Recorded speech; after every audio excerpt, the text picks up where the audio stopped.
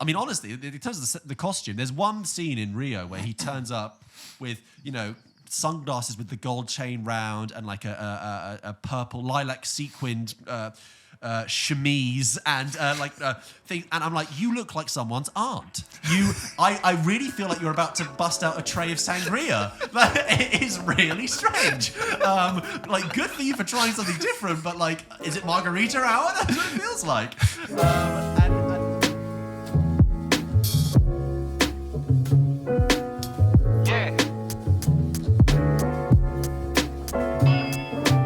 We got a lot of love for the tea chat last week. Well, I've got more tea chat for you, James. Oh, God, guys, strap in. Because we did 8.5 minutes last week. Basically, the cameras could have been off or on. It didn't matter. We were just going to talk about tea. Because in the intervening time between this last episode and this episode, more than enough tea. I went for a few days away to the Cotswolds, which is beautiful. I've never been there before, but holy crap, just lovely. Great weather, lots of lovely walks. It is Biscuit Tin Britain. It is steam trains, walking down to the pub and stuff. Little paper towns. Quaint and quintessential. But while I was there, not only did I have a lot of cream teas, and they do the thing where they bring out the tea and they bring the hot water as well. I love that. But I bought myself a new teapot, James. And China? No China. I bought myself an enamel teapot. Okay. So it's metal. Right? Because when I'm looking at this metal teapot, and already I see, not only do I like the glaze on it, but when you're buying a teapot, the thing you've got to be careful about is the pour. You're looking at the spout because you can buy a teapot, and if they're badly made... You're there with a protractor, doing the angles. If you pour the liquid out of it and it just spurts everywhere, some teapots have a bad pour, but I can tell from this pour, this pot had a good pour. Science. It's going to be those hotel fountains that have a continuous stream of uninterrupted water. That's what you're going for. And the reason I bought an enamel one, because I was like, it's metal, so that will conduct the heat and keep the thing hot much longer. It's not a sink heat. As you can tell, James, I'm not a physicist. No. But ceramic absorbs heat, but metal gets hot. Is it metal on the inside or the outside, the whole way? Well, it's metal but glazed in an enamel. Yeah, because if it was all metal, in an enamel, the heat would diffuse out. Well, it is inherently metal. That's yes, what but it as long is. as it's wrapped in. So if it's metal on the inside, it's really hot all quickly. Of it is glazed. All of it is glazed. But the inherent properties of it James? Is that it's metal, which means that it gets hot really quickly, right? And then it gets hot like a proper teapot hot. Yeah. So when you make the tea now... I digress. James, the point is, I bought this teapot and I come home and I finally make a pot of tea in it, and it is amazing. You're loving It's amazing. And I thought the listeners need to know this. That's the good. Steam coming out of it. Oh, you love it. And Give yourself a little facial when you open it up. Yeah.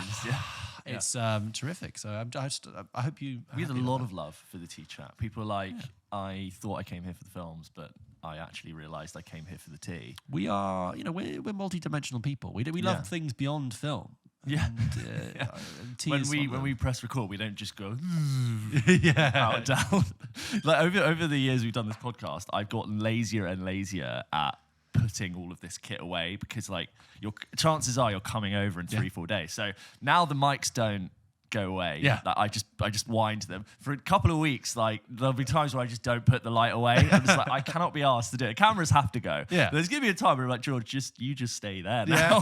This is where you live. I live there. A week will go by. I'm like, oh, it's time to do the podcast. Let's get George out the cupboard again. Blow him up for I'll just strap a VR headset to your face. You can go to the cinema on VR. Oh yeah. I'll do that for you, and then you can see all the films and say goodbye to your Pretend family. I go and home. your job. Yeah. So James, you through your other side of yourself, which does exist, do your day job. You actually got to go to the TV BAFTAs the other day. Completely unrelated to this. Was not invited. Not that I think we would be in that. Not as an influencer capacity. I'm sure we were just the one on the other off the list. Because there was, I saw Munya, the TikToker there. He was the only TikToker if we're going to call ourselves. If we were to be invited, it would be of the capacity as a TikToker. And he has considerably more followers. He has a few million, a few million and a few 100,000 more than us. So he was the only TikToker I was there. And I was like, you fucking bastard, I'm coming for everything you are. No, went to the BAFTAs. It was really cool. So we were filming some branded stuff there, and this job came in a month before, and it's like, oh, do you want to do some filming at the BAFTAs? And I was like, yeah. I love TV. Yeah, loves to.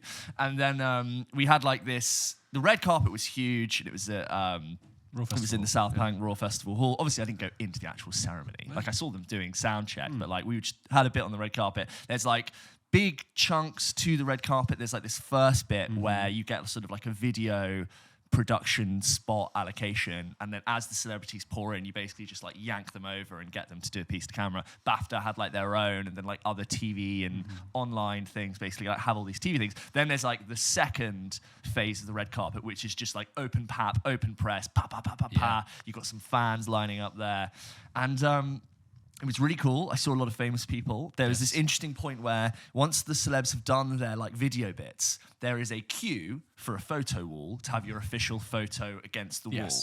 And it's weird because like you've never seen celebrities queue. Yes, that's right. I got to see celebrities queue. And celebrities you don't think exist in the same world queue next to each other. So, and I'm standing like as close as I am to you now, trying to awkwardly film them. And I'm seeing Cillian Murphy, Stephen Merchant, and Spencer Matthews from Made in Chelsea queue together. And I'm like, this is just weird. Chatting with each other?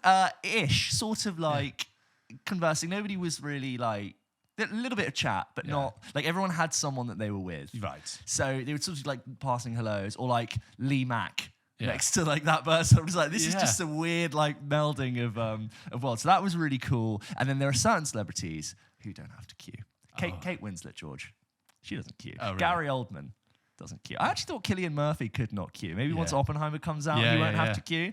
Because they're film actors who happen to be doing TV. Yeah, like he's sort of graduating from his Peaky Blinders thing. And like, you got like Anton Deck, and I saw Jason Isaacs. So Martin Freeman, very easy to spot because he always wears a colourful suit. Just the thing, sorry, when you say they don't queue, does that mean they have to like, they just push past all the other people queuing? Yeah, it's like, imagine, like at the beginning of the red carpet, it's actually quite fast moving. But like once everyone starts turning up at once, like, people are like told you need to get your photo done here, and just a natural queue starts to happen, and there'll be like sort of 20 plus people waiting to get their photo so they can actually just move on through. But then like, Kate Winslet turns up, she's not gonna stand there. No. And Kate Winslet, I mean, Class act. like just radiating star quality, a veteran of the red carpet, just oozing cool. And she was with her daughter, who was also nominated, and she just glided in. Just glides and just looks amazing. Like has just an air of confidence and star quality. It's sort of an undescribable, intangible feeling of someone that's just definitely better than you in every way. Wow.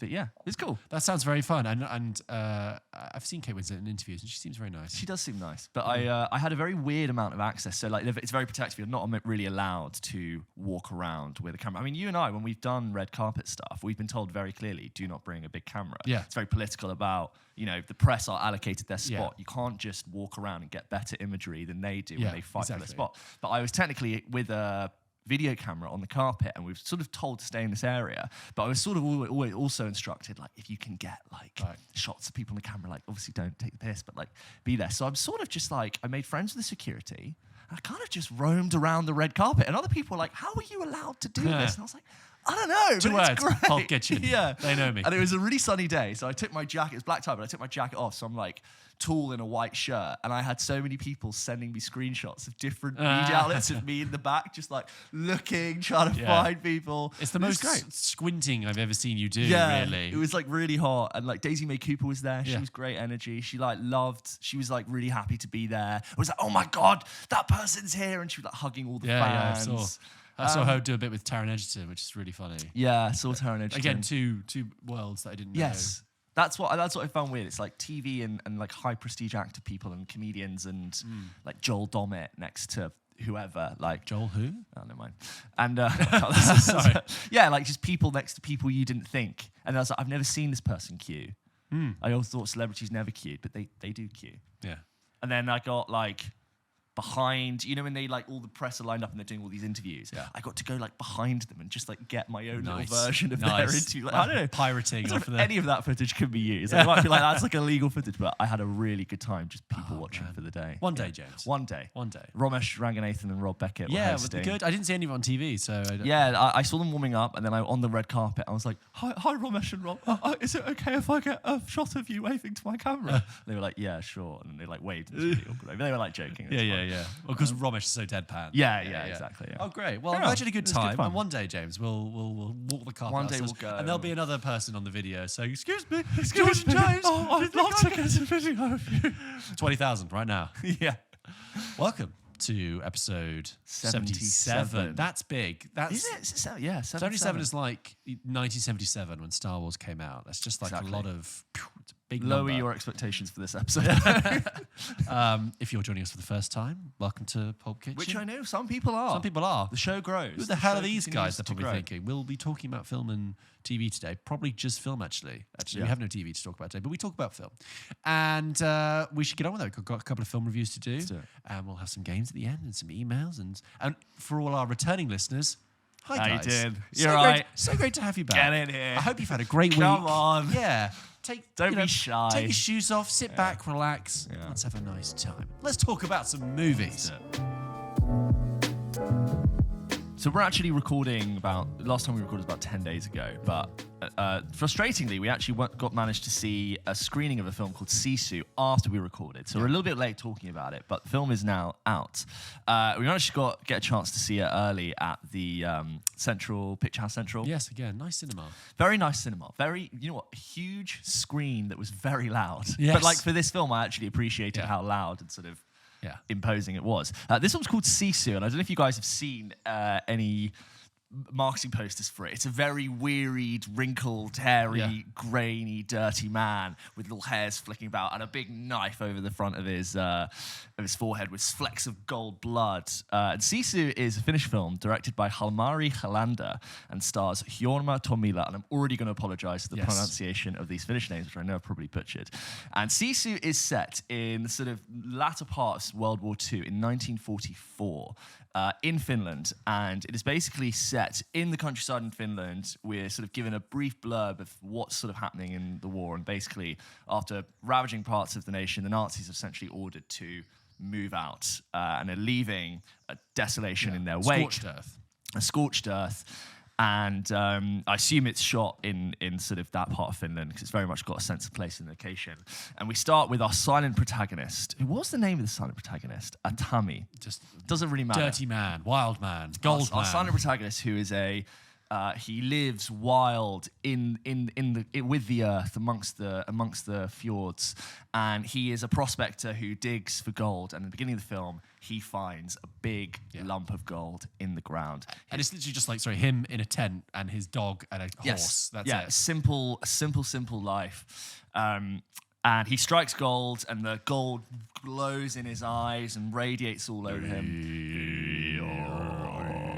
It's a very atmospheric It's soundtrack. not seriously, like, amazing sort of wide cinematography soaring through the landscape. This sense of like impending doom and dread, and this guttural, earthy soundtrack sort of really like sets the tone. And it is like a bunch of what I imagine really large Finnish men with beards in a church in Reykjavik, which I know is Iceland, but like I've been to the church where they. Oh right, you know that famous church that sort of goes like that in Reykjavik? No. It's an architecture. I've never been to Reykjavik. It's like it kind I of think there are looks like Finnish a people. massive, I was screaming that you've just conflated the two countries. I know I'm not conflated too, but they record loads of that type of music really? and audio in this. It looks like an organ. The church looks like a massive. I've been. It's fantastic.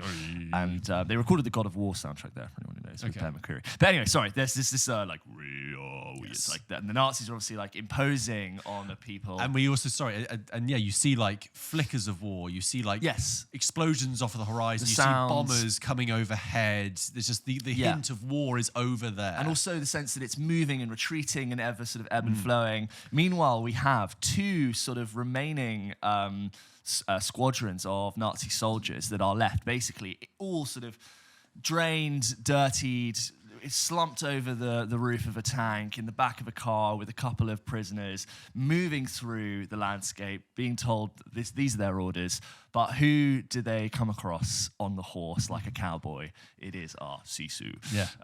And someone realizes that the person that they've encountered not only has gold on him, but they've actually bumped into someone of legendary status. And they know who this person is. And they're like, there is this saying that happens when a man is at the very end of his life. It's this last breath of strength and endurance. We do not have a word to translate it, but in Finland we call it SISU. Yeah. SISU scorched screen. And what follows is SISU being hunted down for the gold, which he possesses by these Germans, and he's basically trying to get it into town to sell it. And I think we can draw lots of very clear influences from Tarantino, Mad Max, Westerns Die Hard, Westerns in general. It's a short 90-minute film. Yeah, but tight. Which was definitely tight, and it's very heavily chaptered. I think it was 6 or 7 chapters, like big splash on the screen, telling you exactly what you're about to. The very pulpy yellow textual writing. That sort of stamped yellow, like very much indicative of Tarantino. George, SISU, how did you get on with it? So that's it. So you're very well described, and I hope people have kind of got a good picture of it now. So SISU... Wildly violent as well. Unbelievably violent. It sounds like a war film, but it really is a Western, really. Yeah. It's one man on a horse, as you say. And I also think that the World War II setting is almost happenstance. It could have been set in all sorts of different. He could have been coming across like a stagecoach, stage wagon, bandits, whatever. But it's just they've updated it and given it kind of a nice sort of World War II spin, because in doing so you get these great, evil German villains with SS hats, and one of the SS commander has these boots that have metal teeth on the cap, just in case you didn't know they weren't bad guys. Just in case you didn't know, they're dressed all in black and have skulls on the cap. SISU here's the thing with SISU. It's 90 minutes. It doesn't really have any depth. It doesn't really have any themes. But what it is a really sharp execution of going from point A to point B and having as much fun and as delivering as many sort of weird and well-executed set pieces along the way. I think you and I, when we came out of it, we don't try to talk about films because obviously we save it for this. But what we did say is how sparse and concise it was. And this is a film that really is very show don't tell. The dialogue is incredibly minimal. I said to you when I came out, you could easily lose every piece of dialogue if you wanted. The film worked visually without the use of dialogue. And when characters did speak, it was only to service the raising of tension. So it was providing context for who it was they had stumbled across, like stories of this man who had taken down 100 Russian soldiers himself, and he's impossible to kill. And then also like increasing tension for certain scenes. So like with someone, there were like 2 people who were like, where's he gone? And it was, you didn't have to do that, but it was raising the stakes. Like there's just no wasted words. Exactly. Everything was there to contribute to tension and it's a real skill to do that. It's a real nice exercise because it immediately makes you as an audience lean in and engage and really look at the images that are happening in front of you and how they work together. There are some, it doesn't scrimp on the violence. No. It's really big, gory, bloody stuff. It's heavily genreified. Like this whole idea of finding someone who's an old war horse who actually turns out to be somebody you've called out of retirement. It's John Wick. It's Taken. It's nobody. I'm officially claiming a new genre, which is men being dragged out of retirement and having to commit last acts of violence for a greater good. It's the good shepherd turned like war person, and that happens in this. I will say that look, SISU is at best like a big Friday night beers, pizza, see it with your mates kind of movie. 100%. And we had a good time seeing it, but like I particularly the friends who I see horror films with regularly, I was like, I wish I'd seen it with like a big group of friends, and we would have got a lot of laughs out of that and joy, because it is. And it's funny. It's got real like this is it. Slapstick violence. Yeah, and actually sometimes to its detriment, because it is a lot of it is silly. Some of it is ridiculous. Oh, it's insane. And some of it, once or twice, I was just like, that is just stupid. The bit, it's not the violence that caught it out. It's not the violence that caught it out. There's one bit where they go match. to no. Oh, actually, no. It's not the bit. It's a bit where someone goes to refuel. They're looking for gasoline, and like this guy's got a jerry can. He's like looking at this abandoned fuel station, but he's got a fucking huge cigar lit, and I'm like, you're at a fuel station. What are you doing? You could go up any minute.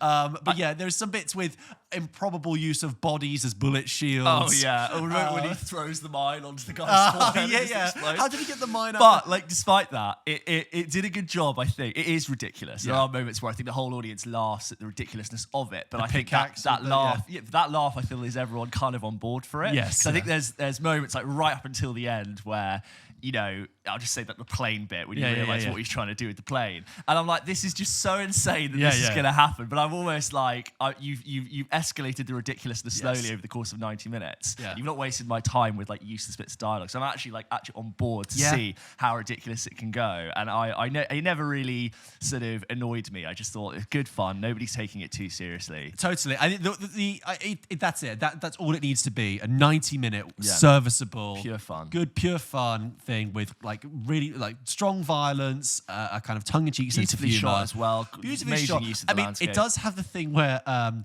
all the Nazis speak English. There's a mixture, and you have some Danish actors and some English actors also. doing slightly I English. heard this man took down 100 soldiers alone. But the dialogue is really actually like very generically American. It's like, get rid of your sorry ass out of here. Yeah. This guy's one bad motherfucker.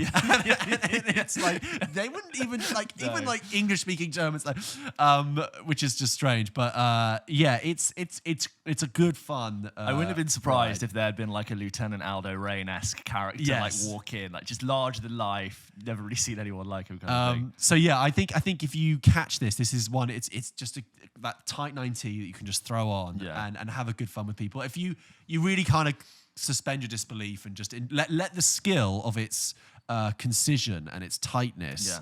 just work. It's almost like a video game, isn't Yeah. it? It's not there to serve everything else. It's just to get set piece to set piece. I feel like you could easily sort of look at Mad Max Fury Road and say Yeah. this very much looked at that and said, how could we tell a really tight story just using visuals and action and communicate emotion and progression just by doing that, and Exactly. not just depend on story building. Yeah. There's one scene where it does story building. Oh, and it yeah. tells you exactly who. Here comes the Sisu exposition, is. dumb.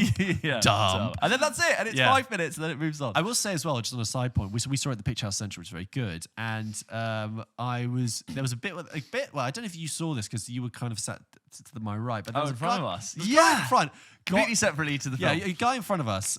And you know, this was a screening, so there's industry people here. I was very You've been surprised that invited happened. by industry. Yeah, to be there. And there's an assumption of just Respect. the audience would Yeah. be better behaved. It's Yes. not like random people coming off the street. I know. Anyway, so this guy in front, about 10 minutes in, like So front gets to the left of his us, phone out, and obviously we can all see it because it's very bright. And he's not actually recording. He's trying to take a photo of the stuff. But It's like, what? But you're immediately like, so I'm immediately distracted. But I'm like, what are you doing? And I these, saw these it as two well. these two old geezers next to me actually were just straight on it. And he like kicked the back of the guy's chair. And it was like, hey, it's recording. And obviously he motioned to the ushers, and the ushers were straight in and saying, you can't do that. You can't record. And this guy's sort of reaction was like, what? I'm not. So he's asked to leave, Yeah. right? And while Also, he's we're in the front of the cinema. This There's is a the lot front. of people, so This- everyone can see this happening. We're in the front of the cinema. Usher's come over, has asked him to leave. He's got a bright phone screen. And instead of just leaving quietly, he stands up to face the audience. He goes, he looks like my friend. What am I Yeah. going to do? He looks Yeah. like my friend. Like, as if we'd all go, oh, don't let him take a picture. It looks yeah. like his friend that we all care about. Yeah. Like, as if, like, who, in It's- what I know, world is that it's okay so to do? stupid. And, like, obviously, like, not only is obviously photographing and videoing films in the cinema illegal, It's just like but a really it's just clear like, law that it's you're just not like supposed to do. etiquette. What are you here? What are you trying to get off your fucking phone, mate? So, but good on the ushers again, straight on it as well.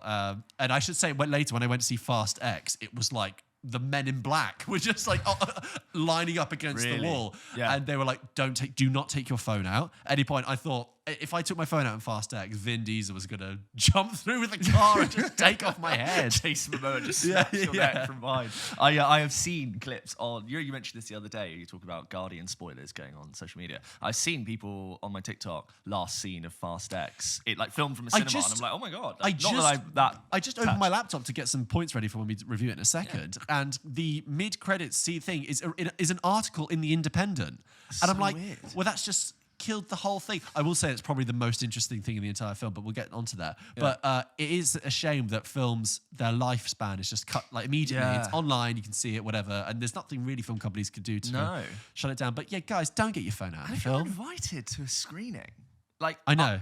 Yeah, the I would shut disrespect. someone down in like any cinema if they were filming with their phone. But in I a have screening, done. it's particularly I've seen appalling. kids doing that.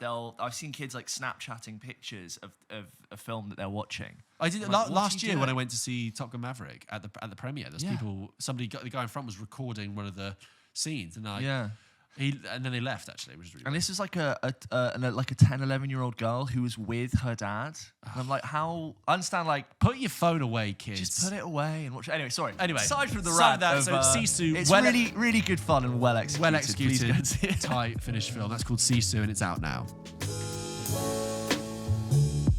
Okay, as we just mentioned, I had gone to see Fast X this week. It's another film that we're going to see. Are we saying 10 or X? Well, I'm saying X actually because it sounds better. Saying Fast 10, you're right. It is a Roman wearying to numeral, say but that it's the 10th or 11th. you're right. I've been saying technically. Fast X like it's a kiss, like It's a fast. Roman numeral. I mean, look, there's famously the in No joke. consistency. There's no consistency. No. It's just whatever they found. Fate of the Furious was when we knew that it was just a bit of a Whatever you need. Yeah. When sorry, I know you haven't seen it. I'm trying to think if when we watched Fast 5, were there 5 of them? There Was were it five- like yes, the there were. Fast 5? That's There were 5 people, you mean? Yeah. No, there were just been 5 films. No, I I mean, remember like, when was it like Fast with 5 came Fast out 5? and it was Fast 5 : Rio Heist, yes. as if to clarify to people where this movie is set and what Just kind so of you genre know. it is. Yeah. Sprawling, such is the Fast and Furious films. Well, this is interesting because I've been to see it, and I should say that I have not seen a single Fast and Furious Yes. film. I vaguely saw one on a ferry in 2005 from England to France. Okay, that's my Too Fast, Too Furious. That was My ferry going from Gilead to Bali was showing Fast, I don't know, 7 or 8. maybe they It's have an weird, it's a thing. exclusivity deal with ferries. Netflix, no thank you. We've got Indonesia ferries going. So look, I went to see it because a friend of mine works in the industry and he had a spare ticket and invited me. And I thought, look, I thought it'd be an interesting exercise to just walk into this franchise 10 films in. I am aware of the culture around these films. I am aware what they're about. I'm aware of the jokes about family, and I know Vin Diesel and obviously Paul Walker and the whole thing with The Rock. And I am aware of the kind of preposterousness of it, the kind of silliness of it, and I was totally fine with that. I was open to it. I know these films can get very long. But I thought it would be an interesting exercise as an outsider to go and see this. And the friend I saw it with, who was much more up to speed with the franchise, saw it at the Cineworld Leicester Square IMAX. Yeah. Huge screen. And I think before I go into Fast X, I'm just going to call it Fast X, is that whatever I say next, it is irrelevant. Because we're 10 films into this franchise. Yeah. Nothing 11 is stopping. technically. Hobbs and Shaw. Yeah, 11 films technically. Nothing is stopping it. This franchise is going to exist and continue regardless of what happens with it. And every time a Fast film comes out, it's very popular for people to come out and go, "Oh my god, it's so preposterous and silly," and shake their fist at it. And it almost seems like passé to do that now because we know that these films are preposterous and ridiculous. Even though I've not seen them, but I'm just aware that's their reputation. Yeah. But having said that, I will give you my thoughts regardless of what I thought about Fast X. So let's just get the story of Fast X down. So as you summarized, I think when we were talking about it off air, it's like somebody from Dominic Toretto's past comes back to threaten his family and his legacy and puts them in peril. Yes, that's Then they join the group. Yeah, Gang. They that's just what's happening. turn good So, and join the gang. What's happening? Dominic Toretto lives in, I think, Los Angeles. He has a son. He's with Michelle Rodriguez, and he has his family. And his family is, Ludacris and Tyrese Gibson. And we get his grandmother, played by Rita Moreno from West Side Story, coming in, who dressed in a white jumpsuit like she's Elvis. Great for a scene, but like, whatever. You also have Charlize Theron's character. You also have John Cena, who was the villain in the last one, who's now, because he was Dom's long-lost... Statham. Jason Statham, and who was Dom's long-lost brother. Dwayne The Rock Johnson for him and Vin Diesel fell out. Yes, exactly. And then you have Brie Larson turning up. Yeah, Oscar winner Brie Larson. So a stacked cast. If you look at the poster, it's really big. And Jason Huge ensemble Momoa. cast. Jason Momoa is the big villain this time, and we'll get to that. And something in the past has brought this thing to the future. And there's a reckoning coming, Dom. We'll look out for it. I'm sorry, is this part 1 of like the final thing? 3.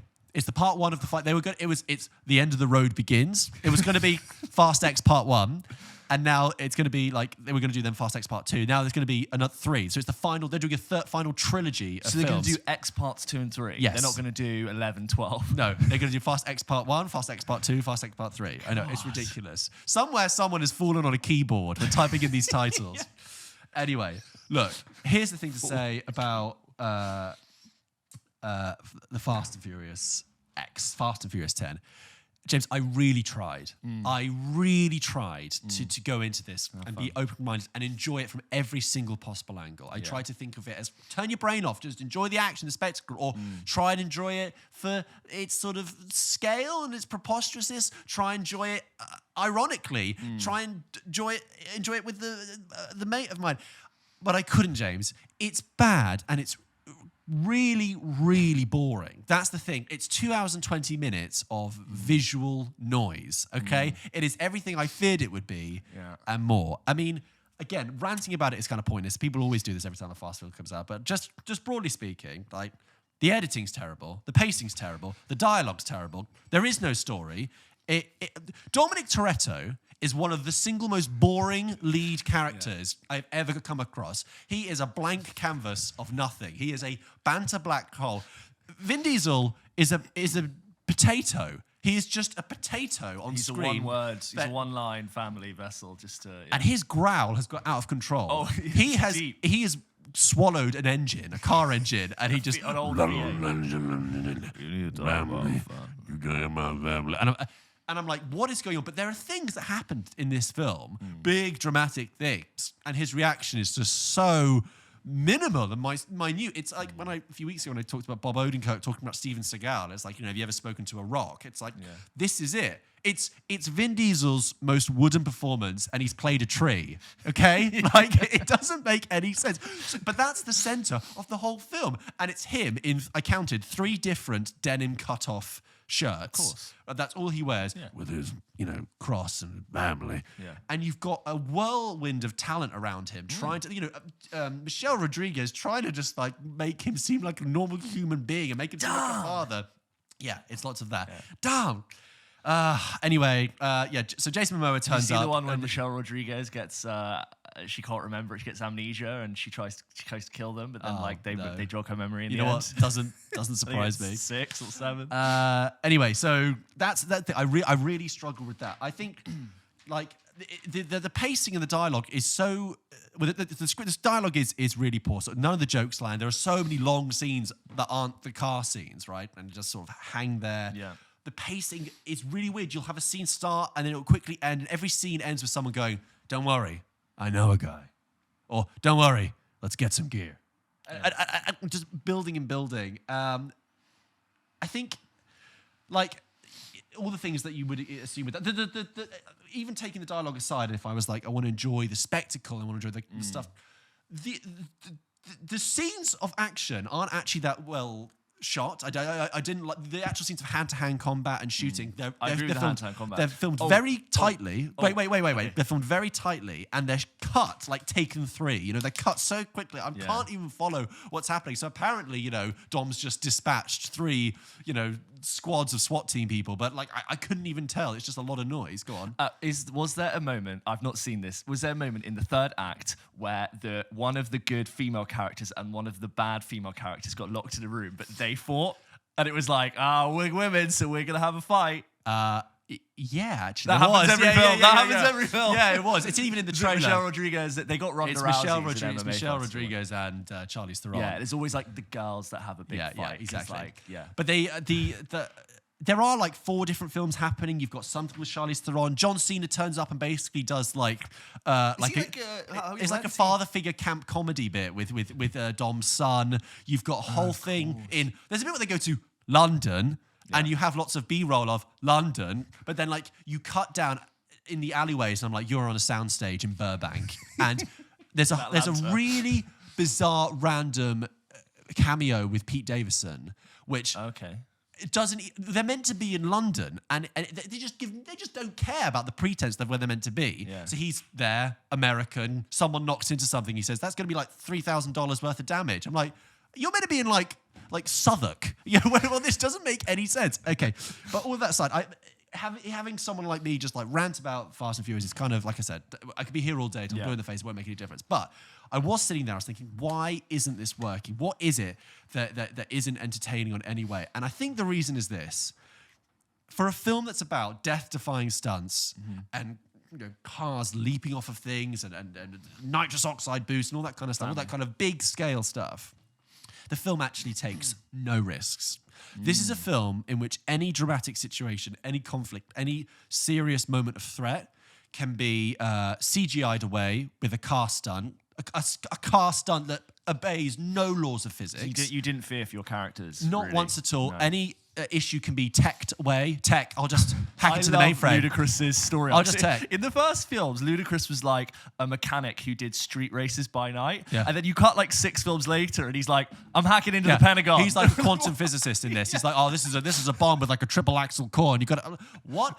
Ludacris did so well getting cast in the Fast and Furious and whatever film. But like, so you anything can be teched away and explained away, and like the CGI thing is a real point because you have set pieces where they just go, and then the car will just do this, this, and this, and you're like, that is not possible in the universe for that thing to happen. Have been. That has been part of the charm, but the problem, yes. but they just say, yeah, but we'll just CGI it so the car kind of does that. But the problem is, me as an audience member, it's kind of subconscious. Your brain goes, well, I know what I'm watching is not real, and whenever it got to the third act when there were big threats, I was like, yeah, but I know what you're going to do. You're just going to do a rubbery CGI car thing, which wouldn't be possible in the real world. You're not convinced by the CG at film 10, 11, and you think they'd have budget. Because it doesn't... Obviously, all blockbuster films use CGI and kind of suspend the feeling of disbelief in a way. But with this, it's just like, that's just not real. You've kind of... There is no internal logic... no rules. The film doesn't obey by any rules because anytime it comes into the friction or the obstacle of a rule, it just goes, oh, we'll just get around that. And you can almost see Vin Diesel in the writer's room leaning over the writers going, we'll just write around that. Well, he can just get in a car and do that, can't he? Oh, they got a problem with that. Well, they can just hack into that. They can get a plane onto there. This film takes place in like 6 different continents within the space of a week. It's really, You're like, really how strange. are they not jet lagged? And that's my issue is that there are no threats in this. So that's why I was quite bored by the end. It's just like, because someone's going to turn up, but they'll be very good at killing them, and then they'll be able to tech themselves out of that. And oh, good, the stakes are raised for the third act, but it doesn't matter because you'll be able to rubber CGI this away and flip it there, and it's like the old David Mitchell and Webb, the Mitchell and Webb sketch about the BMX bandit, which is like, don't worry, I can pop a wheelie, and then I'm going to do a 3. And so. I mean, I'm not joking. There was a bit in the third act where I genuinely laughed out loud in disbelief because I was thinking, how are they getting away with this? How are they getting away with this? We are 11. You getting away with this? It's 11 films in. People in the audience were enjoying it, but I was like, there was something that happens in the third act. But I'm going to say with 2 cars and someone in a car and another car. And I thought that it was so unbelievable and so ridiculous. I thought, you can't be serious. You can't be serious. So my question is this, and if anyone's listening, please write in. Who's getting something out of this? If you saw this film and you got something out of it, please let us know because I really struggled to get anything from this. And like I said, I'm trying to turn my brain off. I wasn't trying to overthink it. Can I enjoy it in any way? But no, it's just... preposterous, ludicrous, no pun intended. It's Tyrese Gibson. Also, Jason Momoa, how is he in God this? bless him, because the script is so. I mean, there's the lines in this that are so bad. It's like, if this gets out, the threat will be existential. And there's someone in an agency room. Oh, that's the other thing. The agency in this amorphous, not CIA, not FBI. Just again, it's just like, well, the agency can just do anything we want them to. If we want them to have covert ops and out, they can do that. If they want to have a big plane, we just give them anything. There's no thing. And Jason Momoa, God bless him. It's a classic case of someone who is a big star and is given a very badly written villain, and he is trying so hard to make this villain interesting. He's got cool clothes. Well, in this one, what he's clearly decided to do is that you've got this hyper-masculine world of cars and street racing, and also a whole world I just really find so boring. As a man watching it, I'm just like, I don't find cars and bright lights and just I find it so stupid, right? You're like a good ceramic teapot. Yeah.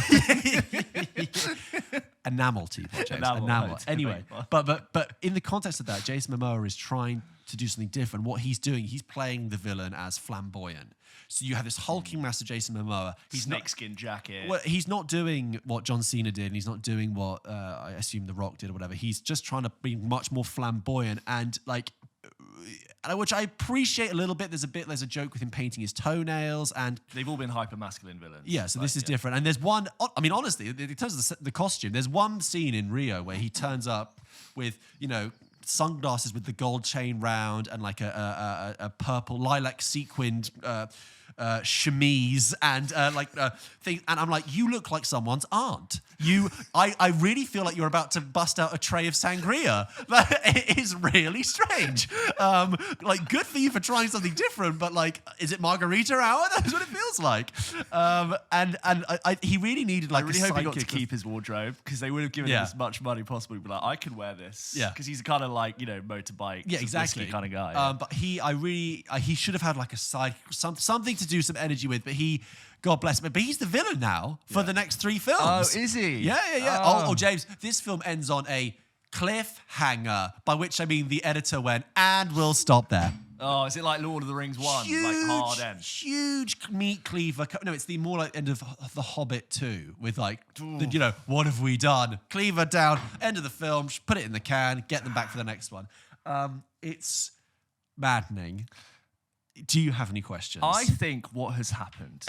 I mean, look, I don't think you are wrong. I've not seen this film, and I think when presented with the option of seeing this film, it was a real sort of take it or leave it of... Yeah. I've previously enjoyed these films and found them fun, but I think what has clearly happened is you're not wrong. Everything you've said is correct. Over the years that the Fast films have come out, they've sort of been enduring and ever-growing, these great ensemble casts, sweeping... the stakes are...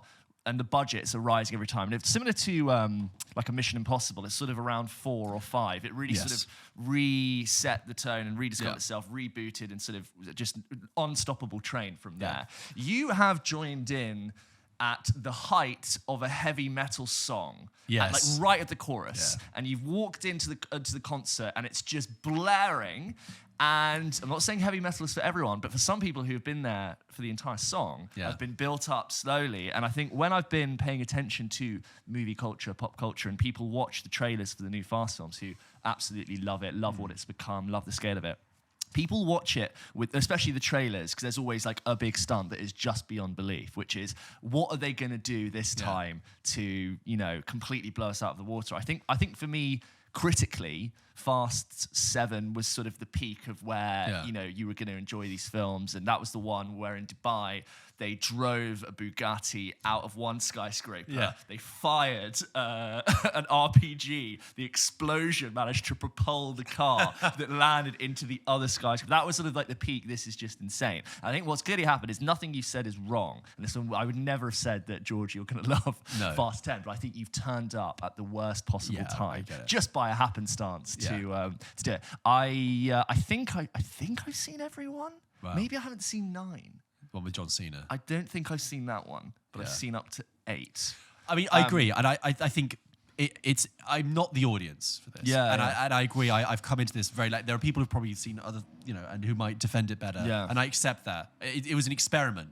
I was just a straw poll. You said it's my first Fast film, and we'll see. It'll be my last. It won't be. I was like, I don't think you're going to come out and be like, oh my God, I'm going to watch 1 through 9 tomorrow. I really wouldn't have been expecting that to happen. But I was looking. I saw some pretty poor reviews, and I saw some of like certain enthusiast sites really defending it. I think based on your review and based on the runtime and the fact that it's a part 1 of now what I hear is part of 3 parts, I don't think I'm going to push myself to go and see it, especially now you've seen it for the show and we don't need to cover it. Also, so it's directed by Louis Leterrier, who did the Transporter movies and did The Incredible Hulk and did Grimsby and so kind of like Euro action kind of feel. And there's a whole big set piece in Rome, and you kind of like, you kind of get that vibe. You mentioned Mission Impossible. That's a really good point, because coming out of this film, I just thought, God, those Mission Impossible films really, I think they deliver. They do so well. These films, the Fast films, make the Mission Impossible films look really good. I think you're right. I think this is a way to show this. The crucial thing is, we've all seen the behind-the-scenes footage of Tom Cruise being like, "This is what we're doing. We're driving a motorbike over a mountain to do all this stuff. We're doing all these big stunts." And what Mission Impossible does, in its terms of its production, it looks at the challenges of reality and the obstacles, and it grabs the bull by the horns, and it's like, we're going to engage that. We're going to get Tom Cruise. We're going to strap him to the side of an airplane. Doing spy espionage. If you want big stunts, we will commit to doing it and really trying to ride this bull to deliver it. Same goes for Top Gun Maverick. You want jets. Of course, we could just CGI them. No, let's fly the jets ourselves. When Top Gun Maverick got announced, you and I were like, really? They're going to do Top Gun again? I know. That was the sentiment. But but the flip side, obviously, with the fast films is just like, yeah, we could do that, but we'll just CG it. We'll just get around it every single way. We're not going to actually meet the obstacle. And I think, as an audience member, I've just felt like saying, why am I here? Why do you need me here? Because there's nothing for me to engage in. Normally, films, they create, especially action films like this, they create a dramatic situation that you go, cool, how are they going to get out of this one? And then the joy is the film revealing a way that you didn't expect for them to get out in a very enjoyable way. But this one just goes, here's a dramatic situation. You go, that's ridiculous. And they go, yeah, you think that's ridiculous? This is how they're going to get out of it. Oh, that's just completely, no internal logic at all. Let's carry on. So there's that. I think also, having just talked about SISU, it goes to show that you can have the biggest budget in the world. You can have the biggest stars. This, I don't know how much Fast X cost, but I'm guessing it's like probably nearer 200 million, something like that. Plus. But SISU, nuts and bolts, short, stripped down, but effective in dealing with its set pieces. Show don't tell, has a real clear idea. And it's amazing that SISU is in many ways just as ridiculous as a Fast and Furious film. Yeah. But it is much more enjoyable and much more engaging for probably 90% of the less of the budget. Yeah. Look, I mean, I've said what I've said ad nauseum. There's stuff like this online. It doesn't matter what I say. Let me know. I would love to hear from Fast fans, and I don't mean that in a way that I want to sort of scrutinise. I just would be curious to hear. If anyone is seeing Fast 10, and if you've been following for the whole series, is this film working for you? Because add some context that me and George might not have. Also, I said at the beginning, I said it's bad. I say that, but I've seen bad films. Normally, you can just see it falling apart before your eyes, and you go, "Oh, this is annoying." I don't think I mean it like that. It's more that I really came out of it thinking, I don't think I've seen a film. I think I've just seen noise. But I really would be happy for someone to clarify. If someone has seen this and had a good time, here's why it's special. Great. I'm so glad for you. I'm happy that it's working for someone. For me, I just couldn't get my head around it, and I thought it just did not work. Well, guys, if you want to send in your thoughts, send them into hello@popkitchenpodcast.com, and we'll read them out on the show. Let's read some emails. Let's do it. We've got some great emails that have come in about film topics far and wide. We've got a few, though, that we'd like to start off with about Guardians of the Galaxy Volume 3, which is a film that is clearly having a great reaction with people. We both liked it, and it's getting it's doing very well at the box office, and it's just clearly connecting with people in a lot of ways. There's a lot of love for it. Yeah. And the first email we have, it's a YouTube comment. Nice. Shall I read this out for us, James? From DaveTube145, who says, I agree with James about movies pulling their punches, but I also understand what George is saying. That's good. He understands. Yeah, I like to be understood, This was about, I think, your point about how it was pulling its punches, about saying someone's going to die and then go, no, just kidding. Yeah, and I've noticed a lot of other films doing it. These flies. You've got a lot of flies in I know. James. Did someone die in here? I don't know.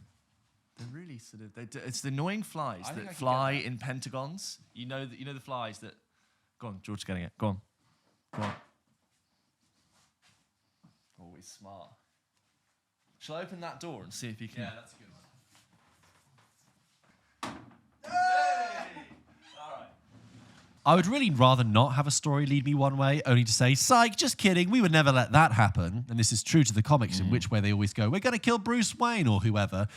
And it's going to be for real this time. But then 6 issues later, it's like, okay, look, Bruce is back because of this reason. This is part of why I've stopped reading Marvel and DC comics. I would rather they have the guts to go through a major change / decision and face the consequences than for it all to be fluff to sell the next comic / movie. Stakes and consequences is a thing you and I keep mentioning as being important. And I think we're noticing when their rules are established and not followed.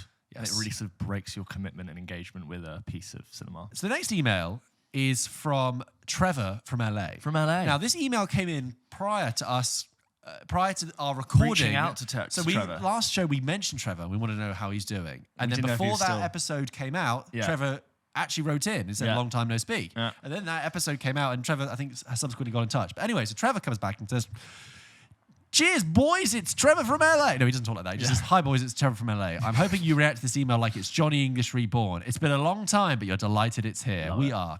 I also really enjoyed Guardians 3. I thought it was a very fond farewell to these characters, and it's really a testament to James Gunn and the chemistry of this cast that in less than a decade, these characters went from being virtually unknowns to being arguably Marvel's most popular ensemble. That's a very good point. Very good point. I feel like they will be missed in the way that Tony Stark and Steve Rogers will not. Yeah, I see that.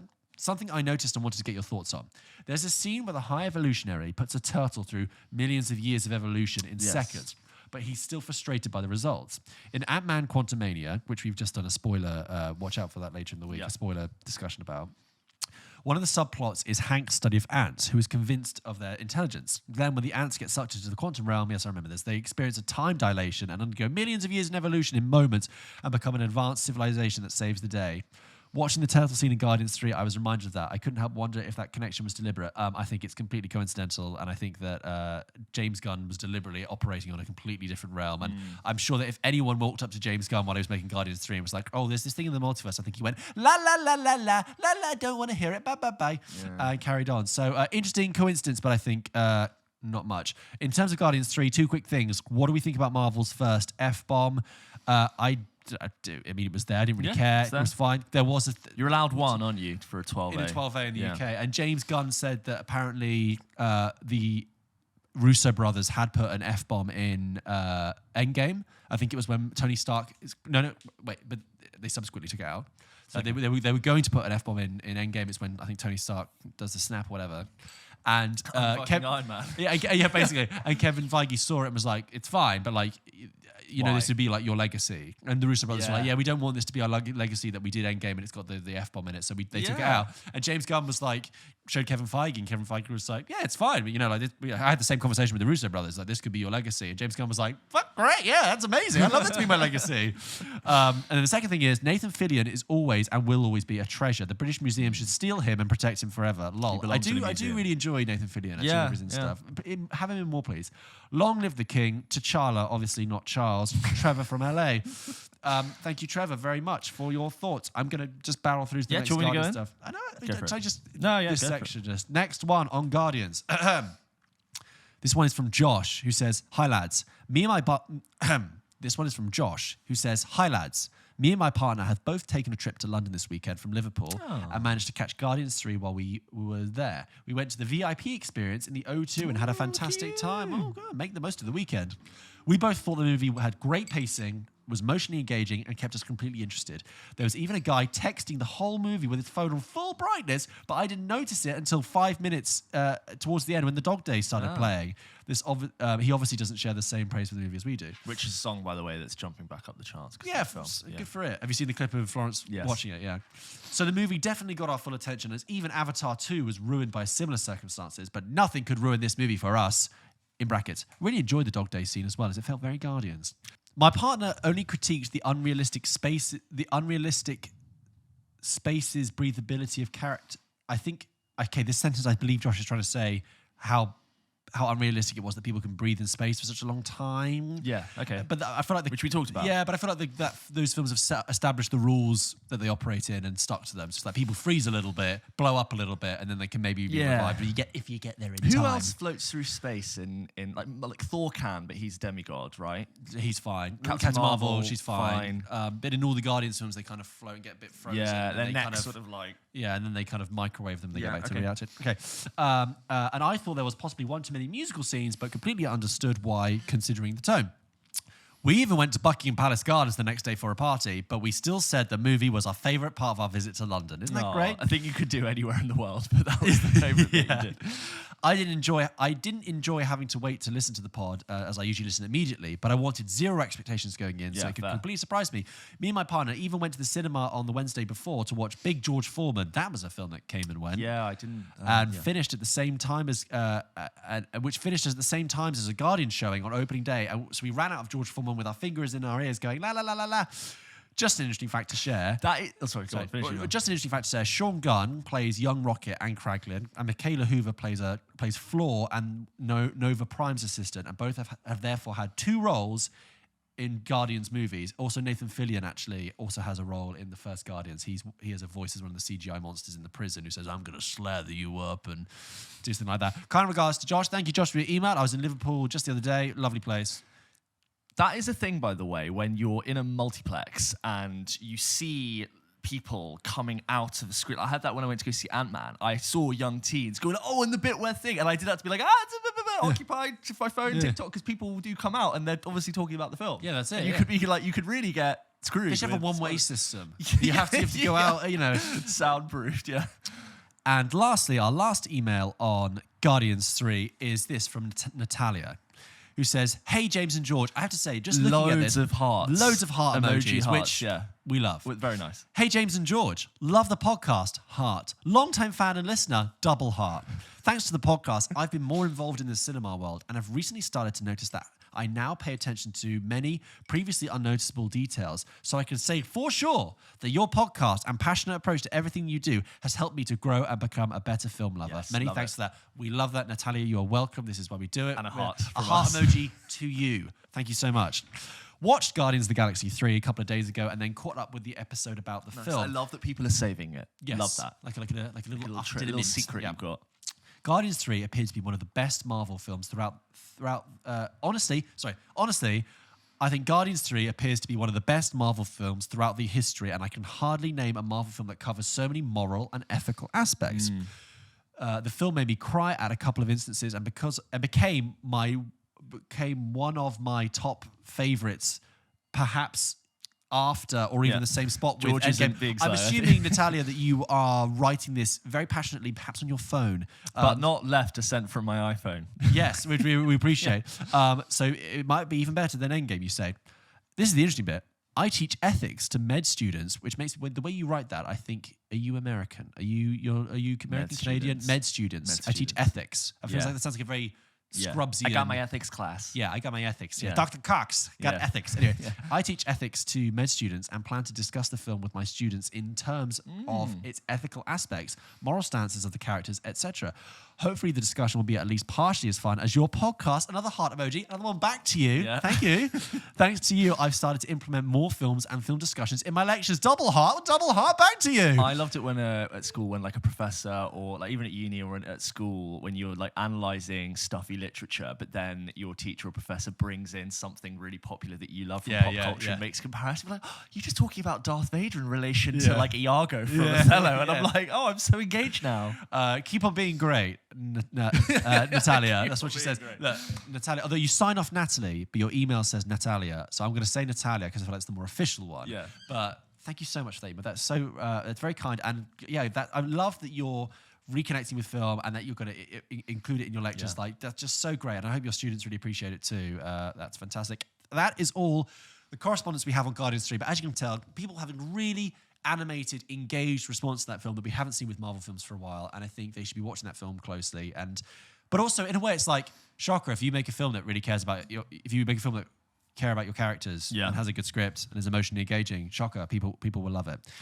Anyway. This next email is from Ross, who says, "Hey fellas, second time email submitter, hoping to be a prospective friend of the show." We've heard your from application Ross is pending, Ross. Yeah, patent pending. No, I'm kidding. Everyone's a friend. Welcome in. Everyone's a friend. It honestly feels that every week when I'm listening to the podcast, I'm finding a compulsion to write in, and that's not feasible. So I suggest that we find a convenient time to meet up so we can talk about every film we've ever seen that should hopefully sort it. Sound good? Great. Reason for this particular email is a couple of things. I wanted to weigh in with my favorite movie, Insult, based on a recent listener submission. Do you remember this? Yeah. Insult. I love it in Troy when Brad Pitt says to Brian Cox, "You sack of wine." Mild words, but spat out with such disdain and venom that it cracks me up every time. I do remember that. I've never heard of someone being called a sack of wine. You also said that very much like Brian Cox. I wanted to do it justice. Sack of wine. No, it's I know, Brad Pitt. I know, but I think unintentionally you said that's that. because Brad Pitt does like a sort of British-esque attempt at a British accent.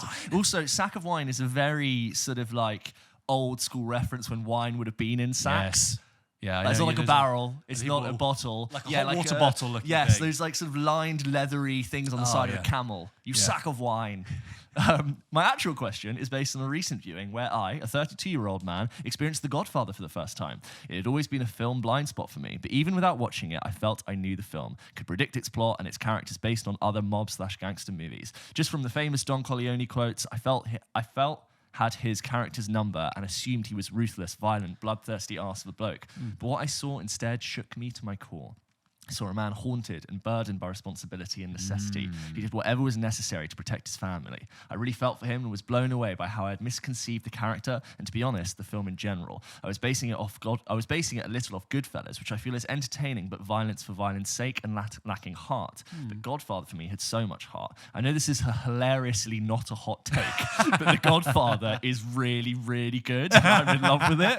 What revered films do you have preconceptions of which ended up being totally different to what you eventually thought? All the best as always, Ross. Oh my God, guys, the news is in. Did you hear The Godfather? Who knew? No, it's funny when that happens, when you're like, oh my God, actually the thing that's really good is actually really good. That actually is kind of my experience with The Godfather as well. Like when I went back and watched it like in my early 20s, having seen bits of it when I was younger, I watched it, I was like, oh, it is actually really good. It is as good as everyone says. I love like last year and a half when I watched a really good film for the first time. I'm like, oh, that thing that everyone derives everything from. Yeah, no shit.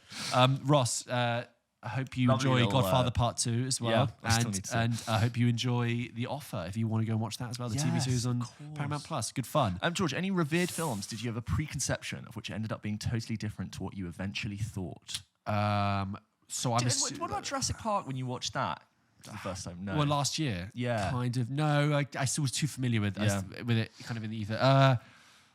I think it's a hard one. I'm trying to think of where my expectations have been completely surprised. Like, oh, that was not the film I thought it was going to be. We'll mull it over. We'll mull it over, and we'll discover it on like a Tuesday morning, and I'll go, that film. Yeah, it'll come to us. We'll come back as we're waiting for a bus. This next email is from Corey, who says, "Hey James and George, I just started watching Love and Death on HBO Max. Now I'm going to quickly Google this. I think this is the Elizabeth Olsen series. There's just too much content out at the moment.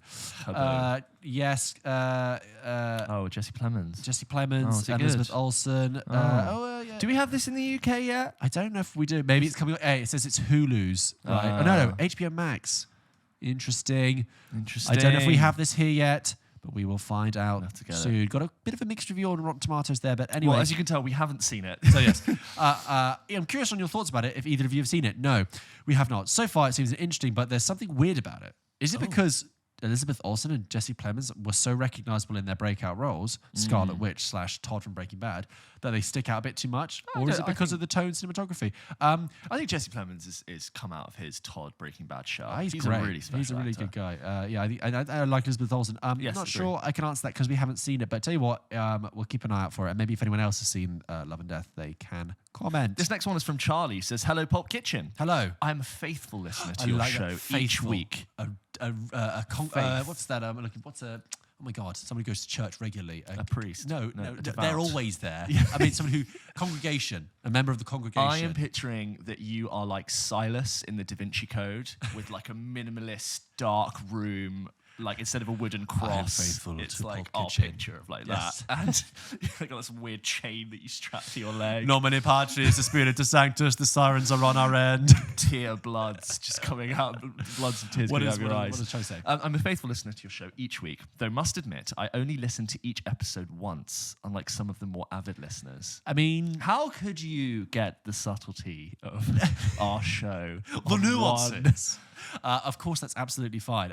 There's no obligation to go back and watch it. Normal. No offense to the people who do. Yeah, we love the people who do the deep dives. It's very normal for people to listen once to like it's harsh, like disposable, transient. Yeah, it's okay. Present. Charlie, it's absolutely fine. You are faithful, but we understand. We appreciate you, Charlie, and appreciate the people who watch it 2 or 3 times. God bless you. You keep church, everyone's welcome. My girlfriend and I were recently discussing how some actors just have a face that either is or isn't fit for period drama. Yeah. This was spurned from the recent god-awful version of Persuasion with Dakota Johnson. Dakota just looks like a woman who's seen an iPhone. Right, this is a take I've seen online quite a few times. Yeah. My other thoughts were Cameron Diaz in Gangs of New York and Channing Tatum in Hateful Eight. Are there any actors or actresses that have ruined your immersion due to their presence not matching the film's setting? As not to be wholly negative, what about some actors who fit period pieces perfectly? Anya Taylor-Joy being a great example, ergo The Northman and The Vivitch. Keep up the great work, lads. All the best, Charlie. P.S.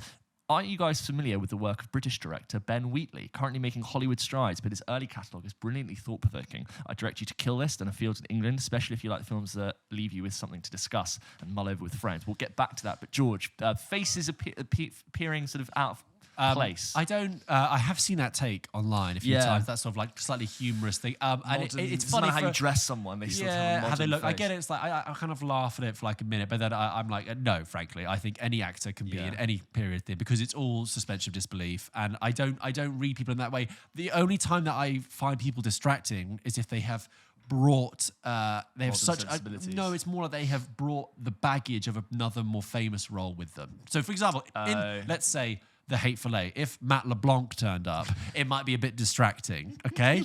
but other than that, I think anyone has a license to be in a film, right? Okay, it'd be good if he turned up in that film because then we'd have another one for the game.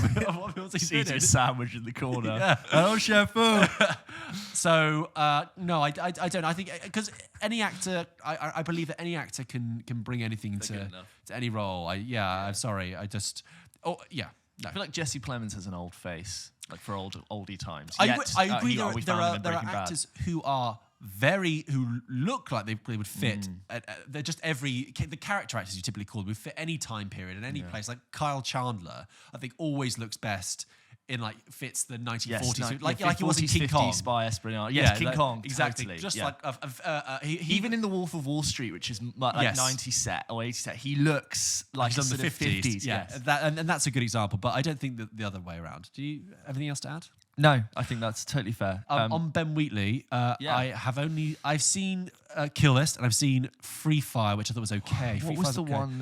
But Kill List I really like, and it's got a really good ending, and that film really unnerves you. It's really atmospheric. The High Rise with Tom Hiddleston. Oh, I saw that. That was not that great. No, I found it a little bit. I saw that at the cinema. It was boring. Yeah, really, really boring and confusing. It just kind of lost me. But Kill List, I rate strongly.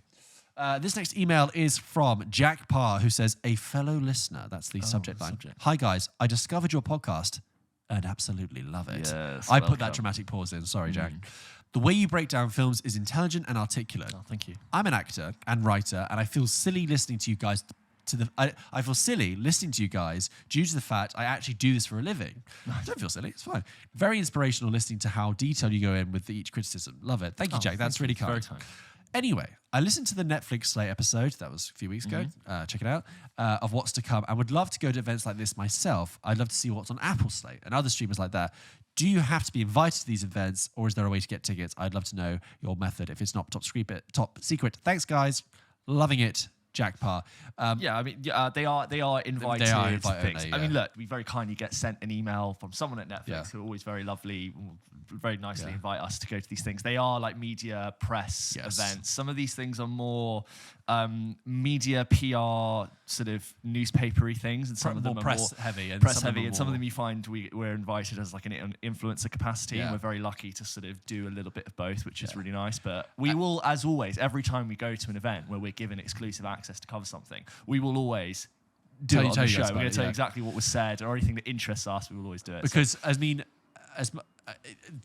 the thing is that they, as much as you're an actor and somebody in the industry, from Netflix's point of view, in Netflix, using this as an example, it's like, well, you're just a consumer and you're just someone who's just a potential customer. But because we do this, we have an audience and we have they know that, but if they tell us this information, there we go. We record an episode and then we disseminate the information. We just want content. We want to be able, like, this is cool, this is coming out. We know, we disseminate the information kind of for them, and that's kind of press journalist kind of thing. But don't worry, stay tuned though, Jack. We'll give you all the updates. Anytime we're invited to something cool and something cool happens, we will always cover it to the extent that we think is relevant for you guys. So guys, another reason, just subscribe, get on the socials, just do it. Next one is from Zoe, who says, hello guys. I would like to say that I'm fairly new to my interest in film, and find your podcast has really helped me expand my knowledge, and listening to you guys is now one of my favorite things to do to pass the time. Oh, nice. I don't have a lot of other friends who like films, so I like hearing both of your thoughts on new releases and all films in general. Thank you. Recently, I watched The Last of Us and really enjoyed it. I combined my watching experience with listening to both the official Last of Us podcast and the unofficial Last of Us podcast by Bold Move.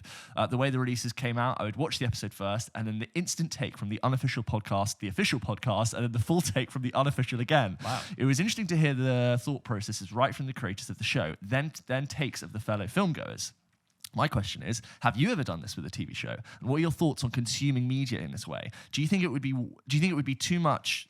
Do you think it would too much sway the overall conclusions of how you were supposed to feel as the watcher/listener by listening to other people's opinions? For me, I think having the double perspective of the unofficial podcast was a good balance, but my opinions of the show have probably been swayed anyway. I did, however, love the show, and listening to the podcast all through the week kept me looking forward to the next episode. Sorry if that was a bit long, but I haven't heard of everybody else who has done this, so I wanted to see what you guys thought. All the best, Zoe. I can jump in if you're... You go first. Go on. Well, I was going to say, I've mixed feelings about this, but I have done a version of that. Not to the same extent where you have, where you've gone like official, unofficial, but I have with films, we talked about like you don't want to hear a review, read a review like right before you're going into a film because it sort of really sort of awkwardly informs your impression before you go in. But I have had films where I've saved interviews and like full-on like hour-long review discussions for like on my way home from the cinema, and I have enjoyed that with some films. Like I think I did it. I saved like 2 hours worth of podcast after I saw The Batman,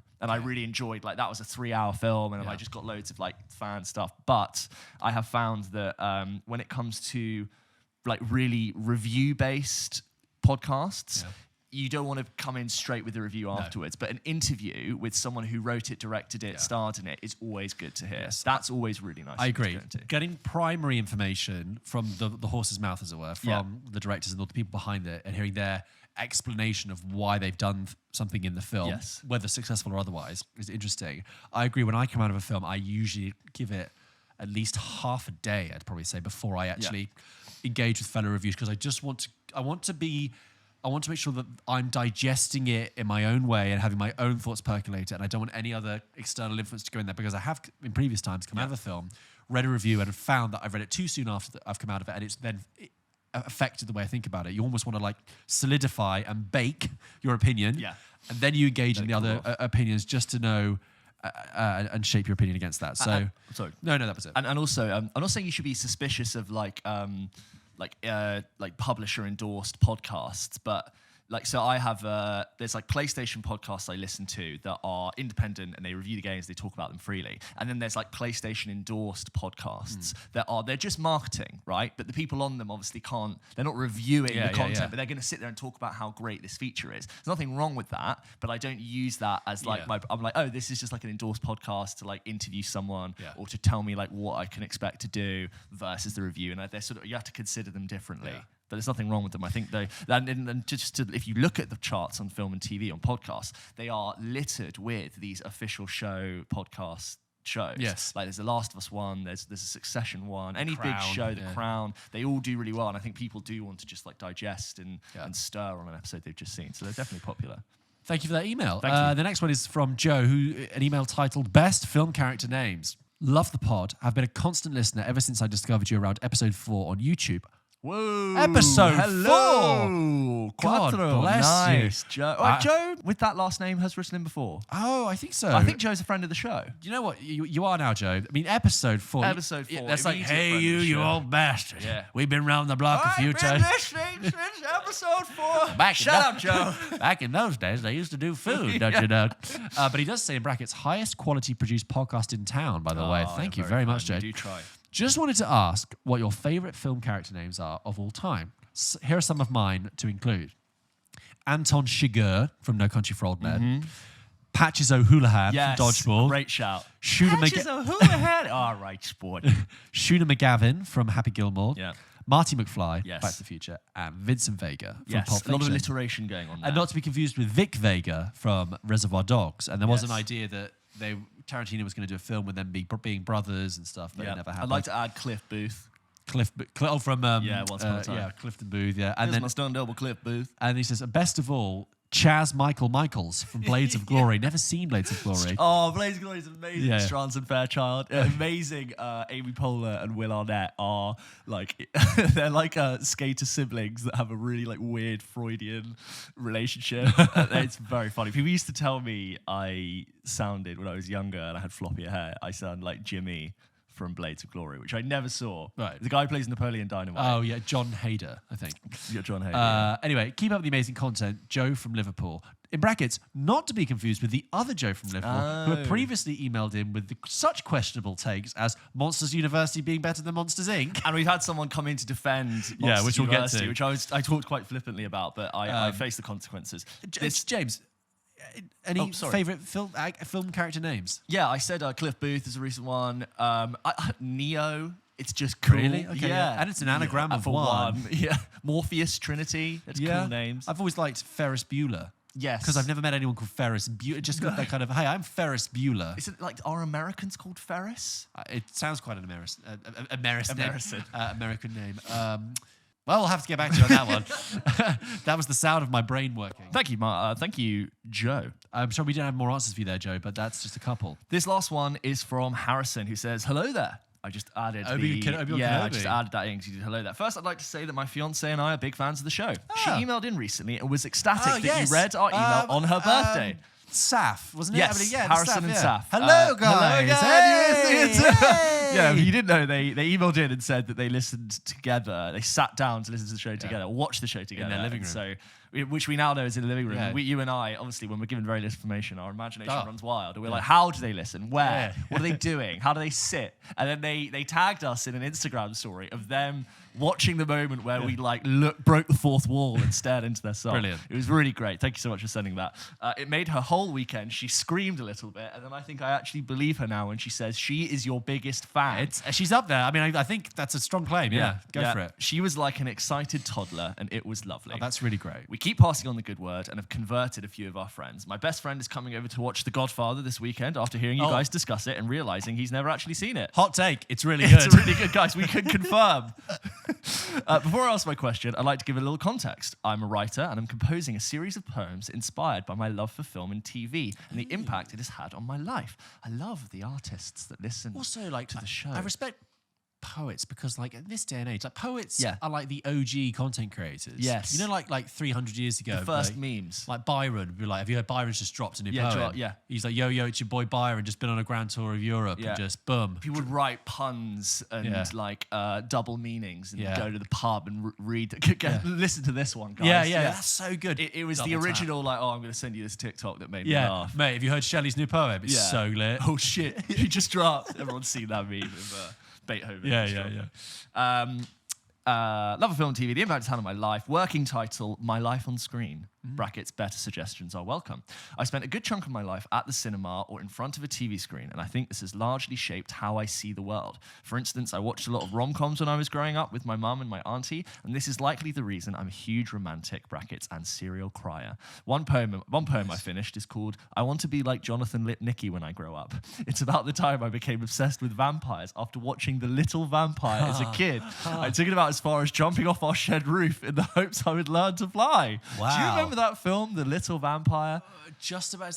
Is Richard E. Grant in that, I think? It wouldn't be surprised. I've not. That is completely... Was it a Disney channel? I don't know. I can't... stretching it, but... I don't know if this is true, but it feels like a film that Christopher Columbus would have directed, but I don't think that's accurate. Christopher Columbus's second assistant director probably directed it. I want each piece of my writing to reflect my experience watching those films, as well as how it impacted my real life or how I relate to it. I guess my question is, could you name any films that have perhaps shaped the person you are or how you see the world? They don't have to be the best films in the world, just films that you feel you wouldn't be the same person now had you not seen them. Keep up the good work. It's a pleasure to see. Much love. Many thanks, Harrison and Saf. I mean, thank you, Harrison. In a lot of ways, every film, every piece of art and media, it puts an impression of life upon you, and you are interpreting it or disagreeing or agreeing or falling in love or you're in disdain for all of it, and it always presents you with something you've never seen before. You are being shaped, continually being shaped by everything in your life, from what happened to you as a child to the last film you watched, good or bad. And think about how many Americanisms we've picked up in the UK, just based on the fact that Hollywood and American cinema has been like the most prevalent, highest tier of media for dominance for so long. I think about how much we absorb, like high school culture. Yes. And I know like the Mean Girls is an extreme version of it, but when you see American Friends, you're like, is it like Mean Girls? Like, Yes. what's your high school But really and that's why I like? find 'Cause it we weird, don't have anything weird real when to- like Sex Education then is British set, but then regurgitates that in its own sort of American style. And Americans will be like, are your schools like Hogwarts? No. Only the really posh ones. Like, Yeah. There's like 2 of them. That's films that have really Yeah. changed the way you look at the world. That have perhaps shaped the person you are or how you see the world. Shaped the person you are. Shaped the person There's I things am. that sort of, I think, really paradigm shift your perspective on something. Yeah. I can't think of something off the top of my head, but you go, wow, I never thought of considering the world that way. Or the way that character chose to perceive something has changed the way I think. I think that. Great sci-fi. I mean, it's really an easy cop out for me to just be like, oh, the before films again, because there's Yes. things those characters say they've thought about and stuff. But Yeah. we've done those. I mean, There's that's nothing like really, a really good historical film to apply context to a moment in time that a history book would never be able to do. I tell you what, actually, I'm going to try not. I don't think this is as like top level profound, but I've mentioned this film a few times. Dark Waters, which came out late 2019, 2020. Yes. Really great film with Mark Ruffalo about the DuPont pollution in America's waters and therefore the world's waters. Throw out your Teflon, guys. Yeah, to do with Teflon and PFOAs in the water, and what it's almost like a depressing realization. But what that film was really good at capturing is the level of corporate criminality and corporate negligence and corporate greed and corporate unaccountability. Those like true life stories. A bit like Dope Sick as well. Yeah. In a way that just makes you realize that the real power and the real strength in this world is unaffected and carries on almost without the actions. Over time, it is affected by the actions of collective people, but it takes years. And that's why obviously we love a story like that. And in the case of this lawyer who Mark Ruffalo plays, like really trying to hold these people to account. But I've often thought about that film afterwards, and I've seen that scenario played out in different news stories with different things being like, yeah, that's another case of mass corporate greed, mass like corporate a system that only violence. serves or is there to reward the increase of profit. Yeah, and where no sole individual is is responsible, it's just but your sort of system spread. facilitates this. Yeah. I'm trying to get all socialist on everyone, but like No, you but know, you do- yeah. it's like that's how you end up realizing, or you see something portray many different stories simultaneously, and how that. And permeates that through was a society. good paradigm shift. And of course, that idea is something that you can get elsewhere and has been articulated in different ways. But I just thought the way that it realized that in this context of this story was really powerful. Go see that film, Dark Waters. That's a really good one. People slept on that. It's Guys, really great. we've run for quite a while, so we're going to cap the emails there. We still have so many because they're all so good. Keep sending them in. If you want to send us your thoughts, your questions, your concerns, your recent impressions on a film that we've talked about or a film that we should be talking about, send them into hello@pulpkitchenpodcast.com and we'd read them out on the show. Guys, let's send it home for a game.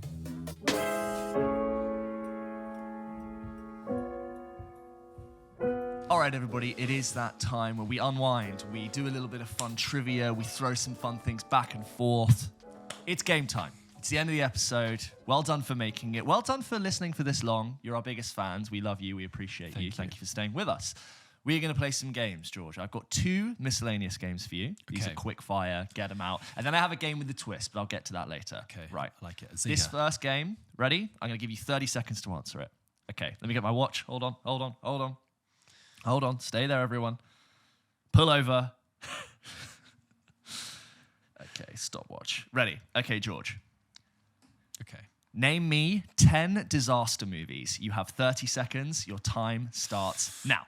The Towering Inferno, San Andreas, Twister, Armageddon, Deep Impact. Yes. 2012. Yes. The Day After Tomorrow. Yes.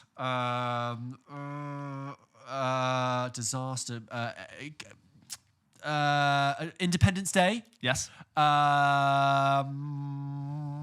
Godzilla. Like, can you I'll count give you those? that. I give you Godzilla. absolutely. And I would also say Knowing Oh, with Nicolas you Cage. just got that at 29 seconds. Yes, Knowing with Nicolas Cage. Ridiculous film, but A genre we don't unpack that much, but it's there. I feel like that has its time in the 50s and the 60s. Yes, Those big Sharknado disasters would have been a real big Sharknado. I could have done all of them. Yes.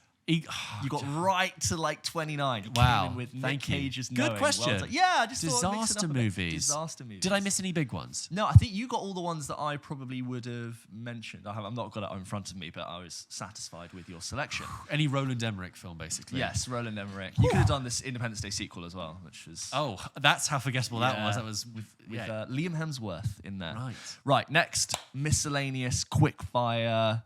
Ready to go, okay?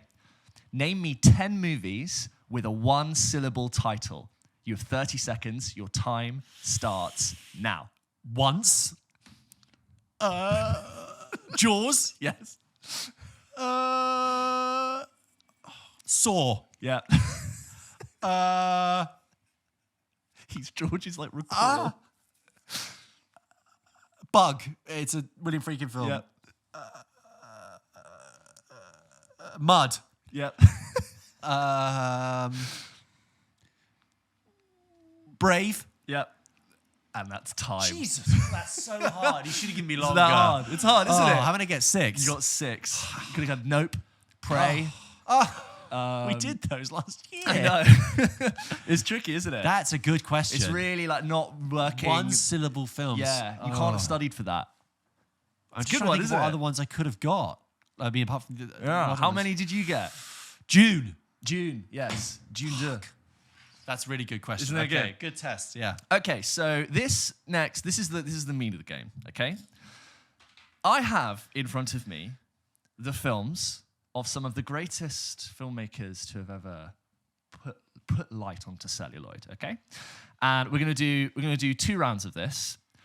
And when I name you the famous director, you have to quickfire tell me one of their films that has been nominated for Best Picture, okay? And if it won one, I guess that counts as well, right? Yeah, if it won or nominated, right? And I will go to the end, and then I'm going to twist it for you. Here's a list of filmmakers. You have to tell me one of their films that has been nominated for Best Picture. This is a quick fire. Ready? 3, 2, 1. Guillermo del Toro. Pan's Labyrinth. No. The Shape of Water. Yes. Terrence Malick. The Tree of Life. Yes. Ridley Scott. Gladiator. Yes. David Lean. Lawrence of Arabia. Yes. Christopher Nolan. In Dunkirk. Yes. George Lucas. Raiders. No, Star Wars. Yes. Oliver Stone. Platoon. Yes. Sidney Lumet. Sidney Lumet is 12 Angry Men. Stanley Kubrick. Oscar. Eyes Wide Shut. The Clockwork Orange. Yes. Steven Spielberg. Saving Private Ryan. Yes. Clint Eastwood. $1 Million Baby. Okay. You did very well. Thank you. That's done. Now, here's the twist. These are all very famous filmmakers. Chances are you throw a dart on one of these filmmakers, you're going to get one of their films that's been nominated for Oscar. Now you have to do it again, but you can't list any of the films that you just said. So we're going to do it one more time. Okay. But you can't do the same film. So, Ready? Do those other filmmakers have other films? Yes, they all have other films that have been nominated for Best Picture. Ready? 3, 2, 1. Guillermo del Toro. Pinocchio? No. Recent. After the Shape of Water. Oh, A Nightmare Alley? Yes. Terrence Malick. Thin Red Line? Yes. Ridley Scott. Also fairly recent. 8 years ago. 8 years ago. The Martian? Yes. Oh, wow. David Lean. Dr. Zhivago? Yes. Christopher Nolan. Inception? Yes. George Lucas. Not American Graffiti. Yes. American Graffiti, yes. wow. Oliver Stone. Salvador? No, which was the first one you I said? said Platoon. Yeah. Salvador or, no, don't tell me. It's just not Snowden, not Oliver Stone. Oh, Born on the 4th of July. Yes. Sidney Lumet. Lumet. He did so much. The Verdict? Yes. Stanley Kubrick. Not The Shining. Shining, no. Dr. Strangelove. Yes. Steven Spielberg. E.T. Yes. Yeah. Clint Eastwood. Gran Torino? No. Changeling? No. No. Wait. Mystic River? No. Yes. Mystic River. Yes. Mystic River. It's harder, isn't it? Clint Eastwood did Mystic River. He directed that. Yeah, apparently it's on this list. It's a good workout. I isn't did it. I You did it. Are you ready to go again with a new set of directors? Fuck yeah, let's do it. Wow. Oh yeah? my God. It's a good workout. So you've got, it's you're like, gonna give me you have another to do 2 it- rounds? So I'm going to give you another 2 rounds. So I'm going to Okay. give you 1 pass through, Okay. and then you have to do it again, but not name the films you've done. Okay. How are you doing at home? Because this is hard. Because I thought sweating. you know your awards, you know your thing, but I thought, can you do it twice over? Okay, George. Here is a list of filmmakers. You have to tell me which one of their films has been nominated for Best Picture. This is quick fire. Ready? 3, 2, 1, go. The Coen Brothers. No Country for Old Men. Yes. Paul Thomas Anderson. Thomas Anderson, There Will Be Blood. James Cameron. Avatar. Yes. Alejandro Iñárritu. That is Birdman. Yes. David Fincher. Gone Girl? No. Shit. Got Benjamin Button. Yes. Alfred Hitchcock. Vertigo? No. Psycho? No. Marnie? No. No. Strangers on a Train? No. Oh, God! Moving on. Tarantino. No, North by Northwest. No. Tarantino, Pulp Fiction. Yes. Billy Wilder. The Apartment. Yes. Francis Ford Coppola. The Godfather. Yes. John Ford. John Ford.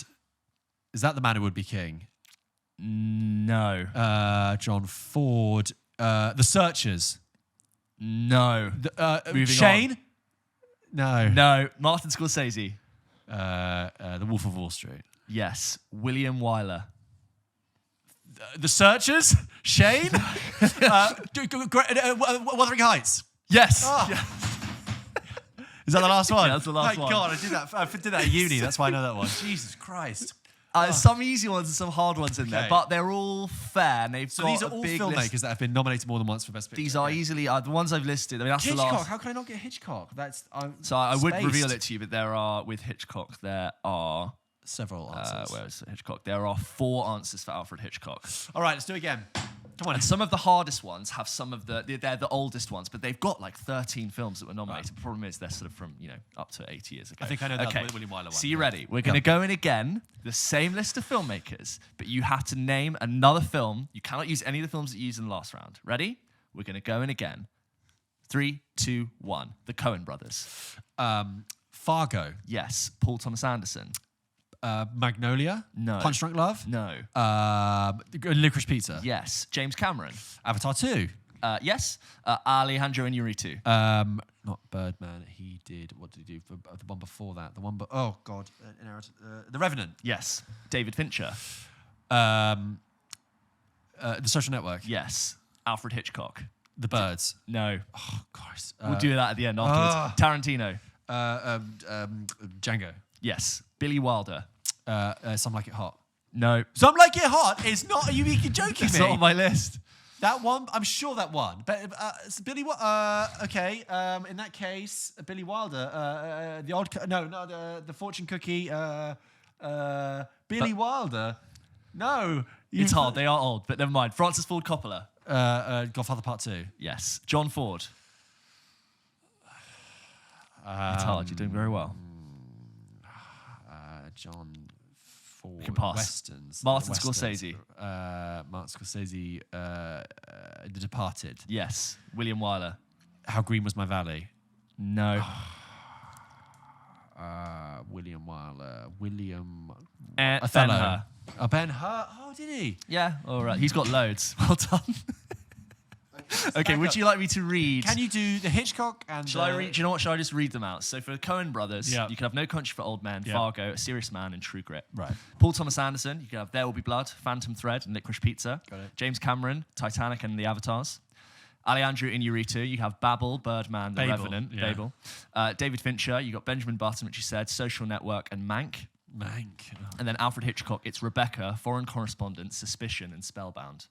Wow, they're not the OG I know. ones. That's Not the why ones you it's think about. Yeah. tricky. Tarantino, you got Pulp Fiction, Yep. Inglourious Bastards, Django, and Once Upon a Time in Hollywood. Yeah. Billy Wilder, you've got these are hard. This is from 1944 to 1960. Double Indemnity. Double Indemnity, The Lost Weekend, Sunset Boulevard, Oh! Witness for the Prosecution, and The Apartment, which you said first time round. Francis Ford Coppola, you've got Godfathers 1 and 2, The Conversation, Apocalypse Now, Part 3. John Ford, you've got Aerosmith, this is from 1930.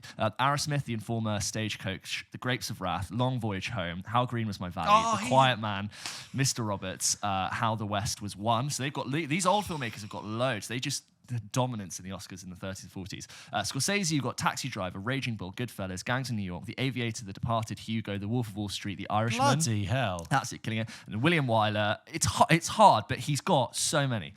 Dodsworth, Dead End, Jezebel, Wuthering Heights, The Letter, The Little Foxes, Mrs. Miniver, The Best Years of Our Lives, The Heiress, The Roman Holiday, Friendly Persuasion, Ben-Hur, Funny Girl. So, yes, that's hard. And I think you did very well. You did better than I would have done. But he's also got so many there. Yeah, so there you go. That was a real test, yeah. A real test of it. But there you go, guys. Thank you so much. Yes. We hope that really sort of set your tickled your appetite. Thank you so much for listening to this episode of the podcast. Don't forget, we post new episodes of the show every single Wednesday. And as you guys know, we post bonus content as well. We've got a bonus episode coming out later this week about Ant-Man Quantumania. Now that's on streaming. So next week we're doing Beau is Afraid. Stay tuned for that. Yes, absolutely. And just continue. Like and subscribe. Follow us. Share us. Leave us a comment. Leave us a review. Give us a 5-star thing on Spotify. All that stuff really makes a difference. It really matters. We really appreciate your support. Click Thank you the so subscribe much. button on Spotify so you get our stuff, or on any podcast app you're listening to get our stuff when it drops. Get the notification for when we drop an episode, early Wednesday or somewhat midday Thursday. I wanted to let you know when James and I blink, okay? Yes. We need to be up to date. Yeah, when George has a grape in between meals, I want you to know. So specific, but I don't. Yeah, you know. Anyway, in case you thank you so much, guys. Stay tuned for next week. Thank you. See you next week.